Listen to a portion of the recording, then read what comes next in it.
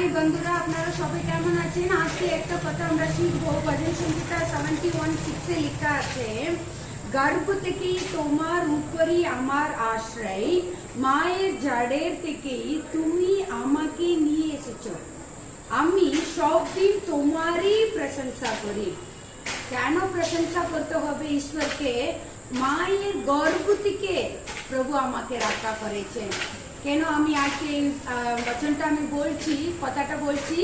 আজকে আমার 46 এজটা কমপ্লিট হয়ে 47 শুরু হচ্ছে আমার। আজকে আমার জন্মদিন। প্রভু মায়ের গর্ভ থেকে আমাকে নিযুক্ত করে, মনোনীত করে এতদিন চালিয়ে নিয়ে এসেছেন। কোনো অভাব হয়নি আমার জীবনে। প্রভু খুব ভালোভাবে, খুব মায়ের বন্ধু সবাইকে দিয়েছেন। সেটার জন্য আমি প্রভুকে ধন্যবাদ দিই। যদি আপনারাও ভেবে থাকেন আমি কেন এই পৃথিবীতে